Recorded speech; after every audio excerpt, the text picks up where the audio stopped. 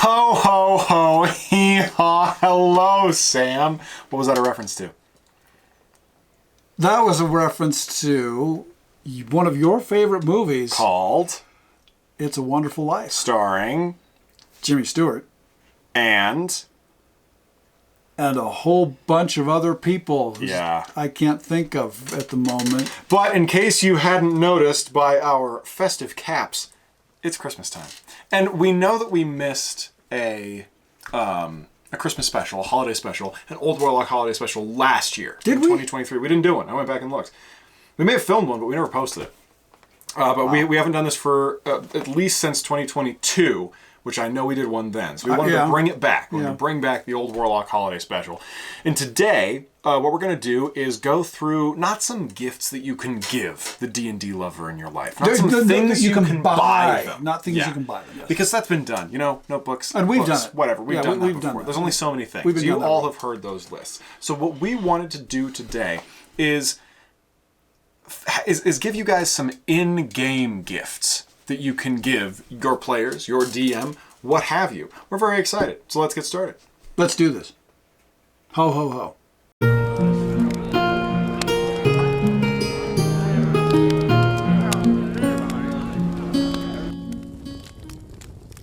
I got 12 things. I know, I suck. For the 12 days of Christmas. Look at you. Look at this guy. He's retired. Okay, we ready to start? We're back.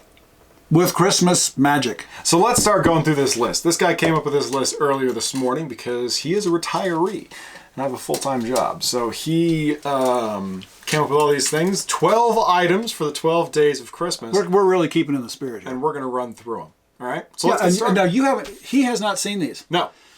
And let me start this off by saying that you could go the easy route with this, giving, because really this list of 12 things, these are things that a dungeon master would give to their players, okay? You could go the easy route and you could say, I'm giving you a +2 sword, or I'm giving you 500 gold pieces or 1,000 experience pieces. I have been down that road before just for like birthday presents. We're not doing that. No. This is different. Yeah. Because I really wanted to make these Christmas presents not be fun gimmies. I wanted them to be fun gimmies that could directly affect the story that you guys are all developing as a group. Okay? Yes. So let's run down these and let's get your opinion on what these items might or might not do to a game. How much fun they might be. They might be terrible. But let's go. And I swear to God, if any of you people comment, video starts, timestamp now, I will hunt you down and find you. You know that you just opened the door. I know. To everybody. I'm watching you guys. Okay? That really sets him off. I can handle the negative comments. I can handle all of it, but that gets me going. That really gets him. So, Nah. So in the spirit of Christmas, joy and happiness, don't say that in this particular video, or I'll try and delete the comment prior to before I see it. So anyway, let's get started with my 12 in-game Christmas ideas. Item number one. Christmas idea number one. Christmas present idea number one. One chance you give your player, or maybe the group of players, one chance to rewind the clock up to 1 hour in-game. It's a good one. We've done that before. We have done that. And it's fun to see. It's fun for the DM as well to give that kind of a thing, because you watch your players squirm as they try to argue when that thing is going to be used. Yeah. Some people might think it's important at one point. Other people might think, no, we need to hold on to that for a more important situation where we need to rewind the situation up to an hour. To me, as the DM giving that, it's the gift that keeps on giving. Yes. Because I get to see the fun of everyone squirming around. But they think they've got this wonderful thing, but the DM gets something out of it too. He does, or she does. And we actually, now that I think about it, we haven't used that in particular. We have gone back to reverse a decision that was made but we didn't do just a time-based... Within an hour. You could go back within rewind 60 minutes of your of in-game time. I like that because it's cleaner, it's easier, there's less room for screwing up how you... Like, we used a wish when we did it. We had a wish ring, basically, with 3 wishes on it, and we used one to reverse time. And that gets rid of the concerns of, I wish I had $1 million, and $1 million falls on your head and you die. That kind of thing. Which is one of my favorite things. Go back and review our wish video. Our wish video. Yeah. But that's a good one. So yeah, I thought this would be a fun one. It's like I say, it's the gift that keeps on giving. Indeed. And you can give that either to one player or to the group of players, depending on how generous you're feeling as the Santa and DM. How much you like them. Yeah, well, that's probably more important than anything. Number 2.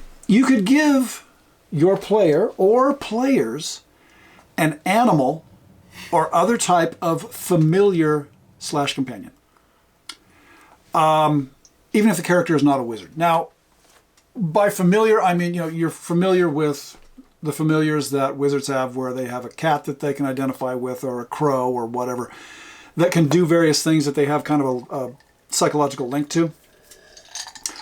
I think that should be available in rare circumstances. Sure.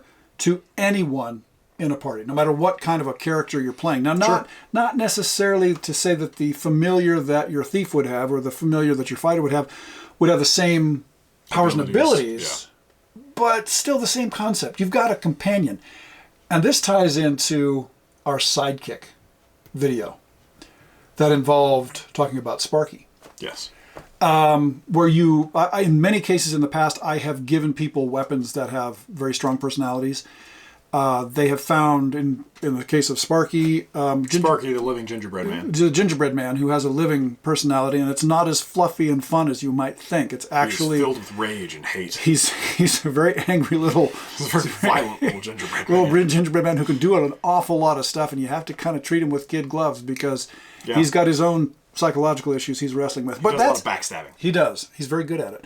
But that, I thought, was another thing that you could give that would not necessarily alter the direction of your campaign, but it would be fun. Adds a bit of flavor. And it'll, as we talked about in our earlier video regarding the same topic, it allows you to have more playability as the DM or the GM. It gives you the chance to be more in the game as well. Yeah, and I think it's fun. I don't really see a downside to this at all. It's something the players would enjoy having to, not necessarily even probably improve their characters' lives, but also just make their characters' lives more interesting. Right. I think there's really no downside to this. The third thing, item number 3. What? 5 golden rings. 3 French hens. 3 French hens. The French hens level of this little list here, I came up with a wagon. What? Nothing. Continue. I came up with a wagon of holding. That's a good idea. Now, I think that I love the bag of holding. Okay, I really do. I love extra dimensional things, but I think the bag of holding is often overused. No, it's not. No, yes, it is. No, it's not. You've just been lucky that the extra dimensional space that you have been using all these years has not been found by someone on another plane and all your stuff stolen. So I was thinking about it the other day. I have put off making that roll you have for over a year. 4 years at this point. Exactly. It has been a long time. What he's referring to is that bags of holding in my world do exist. They are great places to store things. Yeah. However, they exist in an extra dimensional space, and my logic dictates to me that if you have some place in an extra dimensional space, there is a chance that it will be found by creatures who roam that extra dimensional space. Yeah. Consequently, anything that you put into a bag of holding in my campaign has the chance of disappearing because someone stole it in the extra dimensional space. It's a limited chance, a very small chance, but it does exist. Well, and because of what's happened, we've talked about what's happening with magic in his world right now and how magic is decaying. If it turns out that we can no longer access the extra dimensional space either, then we're in a heap of trouble. You're in a bad way. And I have known that the next time I play this character, I'm going to have to make the roll to decide whether or not all that stuff is gone. And I haven't played that character in like 3 years. So it's been kicked down the road. But the wagon. Sorry about the tangent there. Yes. I love that idea. And the reason that I thought about this is that I want it to be something that you would use. I would want the wagon to be something that you would use to carry things other than, oh, got an extra sword, stick it in the bag. Oh, I've got 50 gold in a smaller bag, I'm going to put it in the bag. I'm talking building materials here. Yep. You know, I'm talking about really big things. You know, maybe you could, have victuals, if you will, for an army that you could store in this wagon of holding. So I was just thinking that, and the other thing that has always bothered me about the bag of holding is how many things people think they can fit into a hole this big. Oh, well, if I turn it this way, I'll be able to have the item I want to store inside of it. It'll fit. I know it will. Tossing that aside, you've got a wagon of holding. You throw it in the back of the wagon. It is stored. Yeah. You're good to go. So I thought a wagon of holding logically makes more sense. Valuable in a different way. And just imagine if you're playing the game right, man, you could be wealthy. Oh, with exactly. Your wagon of holding. Yes. Oh my God. You could be making some cash. Because, if instead of needing an entire wagon train to get items from area A to area D. It's just you. It's just you. And you've got the contents of 50 wagons that would have required 100 oxen to pull. That's in your wagon. You could make yourself a fortune. So anyway, I thought that was a kind of a fun. Yeah, opens up the door for some fun adventures. The next one is pretty straightforward. It is the four calling bird section of this. The projectile of killing. Exactly what it sounds like. But it's only good for one shot. See, that's a good one. So if you have your bow, or you have a crossbow, or you have a sling, whatever weapon you have that works from a distance, you have one projectile of killing. And the question would be, how long do you keep a hold of that thing? How long do you save it? There's going to be a number of different occasions where you think, I've got to kill that one guy. But I also wouldn't want it to be a definite. You would still have to strike your opponent. And if you did, it would successfully kill them, no matter what it was. If you needed, whatever you might need to hit them, that's all you would need to kill them, but only one time. That would be projectile of killing. It's fun. I like it, but that's evil. That's an evil gift from an evil DM trying to hurt his players. No. I like it. It would be cool to get, but the emotional hoops you would have to jump through to use it at the right time. Man, that's a good one. I like that a lot. The angst would be a lot of fun to watch. Yeah. The next one, I dig this one. The next one I actually stole from us. I stole it from our deck of contradiction. Yeah. I was going to say, sounds familiar. One of the things that you can get in the deck of contradiction, but it comes with a lot of baggage. You can get a ship if you draw the right card in our deck of contradiction. And let us know if you guys are interested in buying one of those. We were thinking about making it for sale again since the Kickstarter is over and done. We've had some people asking, "Hey, where can I get a copy now?" A print on demand kind of thing. Or we might just have it done. Just stockpile. A bunch of them and sell them. But if you're interested in the deck of contradiction at this late date, let us know. Let us know. But one of the things you could get through the deck of contradiction is a ship with an entire crew, a ship with a loyal crew. Now, this is something that I would probably give not to an individual, but maybe to an entire group. Yeah. But I think the possibility of adventures with a ship is endless. I think there's no limitation on the number of cool things that you can do if you have a ship, and you don't have to know how to run it. Yeah. But that all comes, stock with it. But I think that there's a lot that you could end up doing with that. But the only problem I can see with this is you need to be at a lull in your campaign. Yeah. If you give this to someone, because then, depending on how railroad or sandbox you are in your campaign, this is going to open up people to want to go and do all kinds of cool stuff. So they might be going in a different direction from what you have planned out. So that's the only downside for this. But I think for the players, it would be a lot of fun. Yeah. No, I like that a lot. I think that boats are underrated. I think so too. As a whole. I think so. There's a whole lot of adventures you can have out on the water, out on the ocean, and they just get ignored because I don't think they fit into most people's view of Lord of the Rings, hiking from point A to point B, fighting stuff along the way. Get on a boat, go to a different continent. There's different stuff out there, and there's cool stuff under the water too. That is exactly true. And in my campaign, if you want to get to some of the really cool places, you got to get a boat. You have to get a ship. Yeah. That's the only way that you're going to get there from where I start everybody out pretty much at the same. I start everybody out pretty much at the same place. The only way you're going to get to some of these fun places is in some real traveling. Yeah. So a ship with a crew.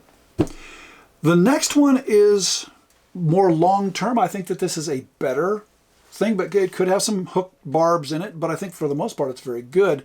And that is giving your players or a player strong friendship with a powerful lord or lady. That's a good one.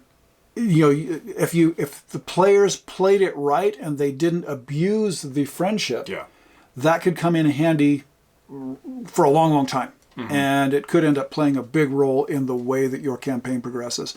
And I know a lot of people do that already, but this would be one that was unexpected. Yeah.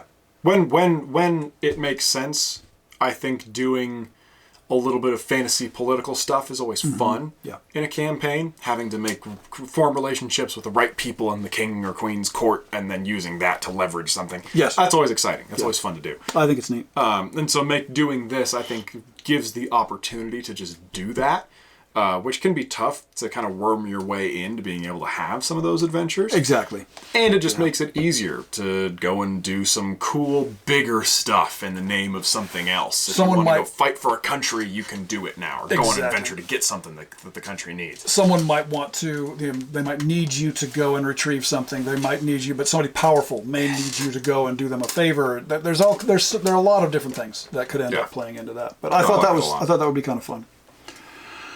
The next one, it's kind of very similar to the two number one, but it's different at the same time. Giving your party, most likely in this case, a stone of foreknowledge. And that stone of foreknowledge would give you the chance to know the answer to 3 questions about the future. 3 and only 3. And again, it goes back to when would the players use that? This one, I can say with full confidence, he has put on this list as a gift to himself. This is not something that he would be giving players because he wants to make their lives better. He's giving this to players because he wants to torture them and punish them. This is evil. Make no mistake. Do not be fooled by his happy grin. This is a very bad man who wants to make people feel badly. It is the gift that keeps on giving. You know, I've always felt that at Christmas time you should give yourself a gift as well. So if the DM gives this to his players, he gets the joy again of watching them struggle. And basically what he gets to do is he gets to have the players ask, okay, when am I going to die? Then he gets to come up with some sort of situation where they die, and then he gets to carry it out. I have no idea what he's talking about. No, you know exactly what I'm talking about. You're not slick. I am not. This is not the purpose of the Stone of Foreknowledge. It is the purpose of the Stone of Foreknowledge. We would probably have to do it so that they would know what would be happening in the next hour. That I can get behind. No, even that I can't get behind, because then he would just come up with some evil thing that happens in the next hour. Oh my God, you're surrounded by vampires. What? How did that happen? He is a very bad man. The gift that keeps on giving. Move on. Moving on to number. Lose points for that one. Moving on to number 8. And this is another one that I think you could only give, well, no, now that I think about it, you could give it to one person or the entire group. And now I see where he's going now with this. He's going to try and find the dark side of all of my... I've been doing it because I know dark side of all of my merry gifts. Yeah, okay. The next one would be one chance to raise another character from the dead. Who here has read Pet Sematary? That's what I was thinking about. I know it is. Sorry, we're doing this for us today. Oh my God. This is devolved, because some of these first ones, like, oh, you get a boat, you get a big ship with a bunch of people who love you. You get to bring someone back from the dead.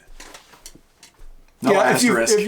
If you've read Pet Sematary, you know where I've gone with this. Oh my God. Yeah, I mean, I like the idea, because I think that there could be ways that you could, even in a Pet Sematary way, you could still use that to your advantage if you planned ahead for that. If you knew in the back of your mind, this probably isn't going to work out perfectly the way that I want it to, so I'm going to bring back the Green Knight from here because I know that he's going to go on a rampage and kill a bunch of people, and then there are going to be a bunch of soldiers sent to take care of that. Something along those lines. Yeah, you wouldn't be raising your friends. Yeah, that could be really cool. But I think that if you put this... I think it would be evil to just give this to players if you are not normally an evil dungeon master, because they're not going to be thinking that way because they trust you to be kind to them. For those, my players don't trust me to be kind to them. I know, that's what they come into play because they want to be abused, they want to have angst, they want to have psychological issues with their playing. But my point being, for those, what I wanted to mention was, for those of you who do not know Pet Sematary, if you took... Read it. If you took... Very, very quickly, if you took your pet up to the Pet Cemetery... It's a Stephen King novel. Stephen King novel, yeah, horror novel.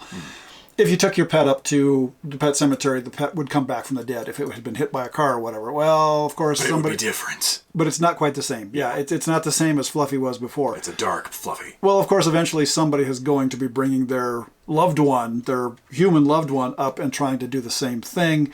And it goes badly from there. But that is a freaky book. Total side note. That's the only horror book I've ever read that when I finished it, I was like, "Oh my god!" Yeah, that was creepy. It's I love the novel. It's fantastic, I but do it like is frightening. But the other thing, aside from your suspicions and your paranoia, justified I don't know where you suspicions. get that. Giving that to an entire group and having them try to figure out debate when do we use this, Yeah. could be very, very interesting. That one is fun because I think that it does give a unique way to move the party forward. That I think if you use it creatively can do a lot of cool stuff. And even if you didn't go the Pet Cemetery route, which I'm not back. saying I wouldn't, if you just could bring somebody back, that might alter the entire actions of your campaign. If people might be a little bit more likely to go and do something dangerous, if they knew that there was a good chance that they would be brought back by which the is party. fun too. Yeah. Anyway, that was number 8. Going back to the more positive side of things, because you're all whiny and complainy here during the Christmas season. This guy. Number 9, access to a magical library. Oh, I like that. With that magical library, you would stand a small % chance to discover information about any one subject, either like once a day or once a week. I like it. Good. And I've had this in my campaign before. There was a wizard by the name of Ericus, and he had a staff that eventually became an artifact. Well, Ericus was no more. But the staff of Ericus, you could use it to open a dimensional door into Ericus's extra-dimensional house. So all you did, it was a great artifact, really one of the best artifacts I've ever created. I know what you're talking about. Yeah, and you would tap it on the ground, and then you would draw a doorway. Well, the door would appear, you'd open the door, and you'd walk into an extra-dimensional space that was was Ericus's house. Within his house, he had a library. Yeah. And so you could go in, and there was a % chance, if you needed information on any given subject, there was a % chance if you went in and spent X number of hours searching the library, there was a % chance that you would find information related to whatever it is you were trying to understand. Yeah, which I think is really valuable. It's just a fun way to diversify the things that your characters know, to give them some hints if they're a little bit stuck, or to just kind of give them a new opportunity for adventure if that's the route you want to go. If you're just like, here's a library, look around, then they might find something about an artifact or a legend of some kind they want to pursue, which is also cool. And I think, to me, from the way that I run a campaign, the way I DM, I don't like to just give hints straight out. I want there to be a mechanism for giving hints. Yeah. And this provides that. Yeah. You had that mean look on your face again. Like, I never give hints. Man, you think he hates playing in my campaign. But it does provide a mechanism for giving hints, as opposed to just tossing things out on the table, because people can't see what they're supposed to see. Anyway, number 10. You could give people a silver mine or a gold mine or a gemstone mine. Go see where you go with that one. See, pull the evil out of that one. My immediate thought is Balrog.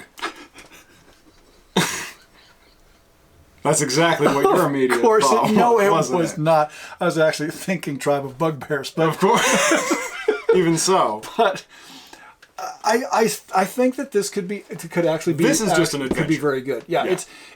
But it's setting up.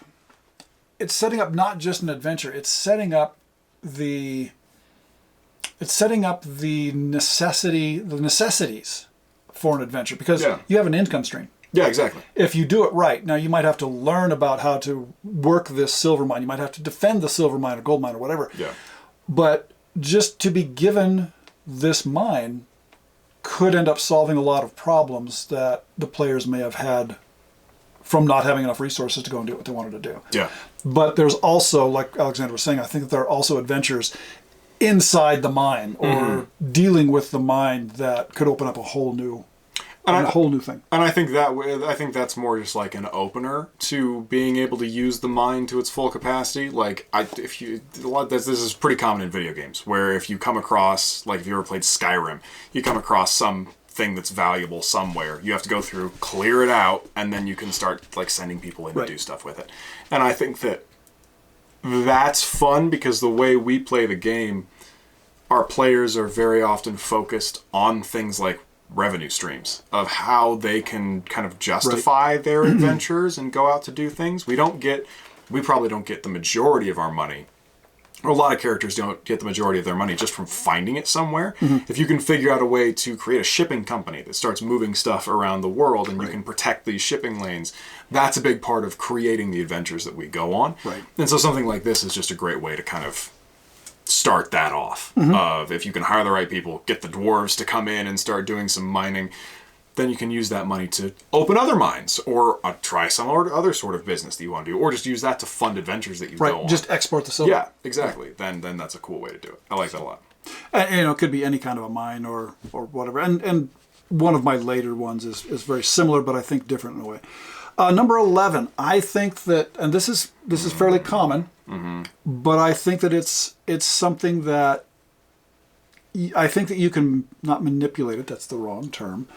I think that you can use this in a number of different ways. And that number 11 is a map. Now, I've given out maps. I have people find maps all the time in order to jumpstart things. What I was thinking, though, is that this map would be in sections, and each player of the party would get a section of the map. I think that would be fun. And that would give each one of the players, I wouldn't even let any one particular player know that the others had a section of the map, but it would give players the option to leverage what their knowledge is to be able to make certain demands or make certain requests or be in a certain position within the group, because they could withhold their section of the map, or I didn't get a section of the map. I don't know what you're talking about.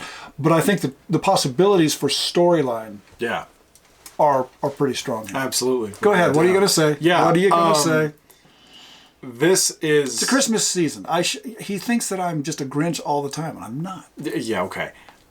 This would be, I think, it's a cool idea. It's a lot of fun, but it's also a great way to start getting party members to kill each other if that's your goal. To have the more evil members of the party, characters he usually plays when he's a player, not a DM, either start murdering other members of the party and taking their map pieces, or, I don't know, I didn't get a map, guys, but I think Dave has 2 pieces. We should probably... Now, you see... We should probably kill Dave. I need to point this out. He comes by this natural... Well, no, that's not the right thing I want to say. No, you have trained me to be this way. Yeah. Okay. Okay, I'll just stop now. I'm just going to stop. I like it. It's fun, but this is another one of those evil ones. This is not well-intentioned.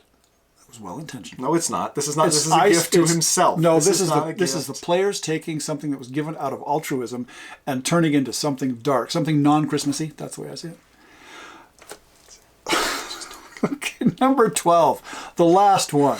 I like this. This one, I think, and this is different from the John Silver would go Mine. nuts Exactly, and I had John in mind when I came up with this one.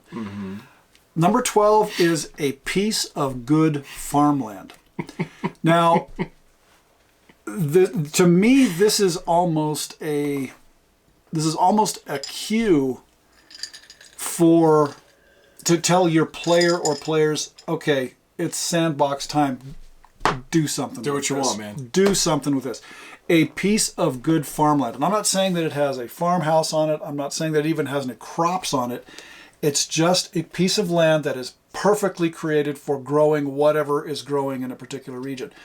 Because I think that there are a million different directions you can take that. Oh, yeah, you could do anything with this. You could, just a couple of ideas. Number one, you could just grow crops. You could just start yourself a farm. Mm-hmm. Number two, you could grow crops that maybe you aren't supposed to be growing in that area. Maybe they're illegal crops.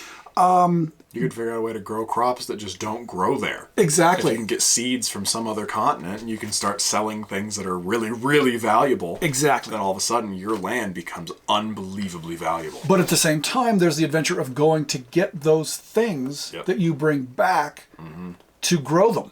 Yeah. And then, there may be competition with other farmers in the region as you try to expand your farm because your great farmland is surrounded by other good farmland. I think that the possibilities for this one are pretty much limitless. Yeah. No, I think this is good. It might not sound exciting, but it depends on how you approach it. It depends on how you approach it and how you use this. If you just want to farm it, cool, good for you. I mean, that's not the most fun way I think you can use this if you want to just grow potatoes. But there could be fun in that as well. There could be adventure in that. I mean, you guys ran a... we ran a tavern and a food truck. Yeah, basically a food truck. It's a food wagon. A traveling cart that we brought around, and we cooked food at festivals.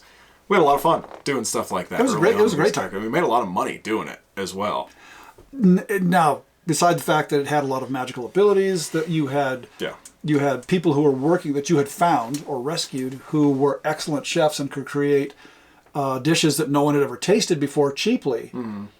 That opened up a huge number of doors, and it was a lot of fun. But this can be the jumping off point for finding stuff like that to be able to do. This is a great list. So there you have it. It's an okay list. It's a great list for any DM that wants to give these presents. You know which ones that he's going to be getting. To play with. But no, I think this is a lot of fun, and we just wanted to diversify from what we've talked about in our previous Christmas specials because it's been done to death. You guys know what's available online. Exactly. To type in a couple keywords, it all comes up on your screen. To purchase things for people, but if you want to really stand out, these can go for anything that's needs to be celebrated: birthdays, anniversaries, whatever else. Graduations. Graduations. Because he definitely gave me some of these for my graduations. No, actually, you never did give me any in-game things for my graduations. One of our other players did. I'm sure I did. But, you know what? I will put this, though. Should I put this in the newsletter? Sure. Yeah. It's good. I think I might I'll make this list a little bit nicer, and I will put this into our upcoming Christmas newsletter. Yes. Which should be going out here within the next 10 days. It'll be shortly after this video is released. If you would like to sign up for our newsletter and have not yet had the opportunity, for those of you who had, thank you. We hope you enjoyed the first one. That list is getting big. It is, yeah. If you would like to sign up for the newsletter, it's going to come out probably once every 2-3 months, something like that. Okay. Just send us an email saying you want to be included to officialoldwarlock@gmail.com. All that information will be included down in the description below. Shoot us an email and say, hey, sign me up, and I'll sign you up. Yeah. It's a simple process. Yep. So that's pretty much it. And then you will receive, it's a PDF, you will receive it in your email. That's it. It's pretty harmless. No cost. Our usual closing information is probably going to look a little bit different in this video from previous videos. We've already communicated with some of you. We had some financial questions arise, some problems that we had to take care of just surrounding how the channel was organized. So things like Patreon and Ko-fi, those are suspended for the time being. Thank you very much to everybody who has donated to those previously. We really do appreciate you, and we're not stopping because we would not be here if it wasn't for you guys. Yeah, it doesn't have anything to do with you. This is an external thing. But those are temporarily suspended, so if you are interested in doing those, thank you for the thought. Hold off for now. It's something we may consider at a later date, but we're just not going to do it right now. It won't be happening until into 2025. Yeah. So when we start to ramp ourselves back up again. Exactly. So still, just go check out all the links in the description below, website, stuff like that, Instagram. But the only other thing that I will mention is because of all these problems, we've had a delay in our release of our upcoming Kickstarter Expedition to the Forest of Moon. That will not happen until we're into 2025. Yeah. We'll let you know as that is going on. But if you do get the chance, please follow the link in the information for this video and go to Kickstarter and follow the project, because the more people who follow the project, the bigger the project gets, the more people who see it, the better the chances it will be successful. So please tell your friends. Yeah, tell your friends. And that's another thing. If you get the chance, subscribe. Thank you. Another thing, send this video to somebody else. Ask them to subscribe. We're languishing here at under 5,000 subscribers. We'd love to hit 5,000. We'd like to hit 5,000. We had a really big growth spurt there for a little while. We did. We've tapered a little bit, and partially that's because we don't upload as often as we should be. Well, we haven't had the chance. Yeah, so. but yeah. There you go. Happy holidays. Happy holidays, everybody, no matter where you are and what you're celebrating and what you're playing. We hope that you have a great time doing some gaming while the season is upon us. Indeed. And we will be in touch with you fairly soon again. Toodaloo. Stay warm out there. I'm Jim. I'm Alex. Short on break. Bye-bye.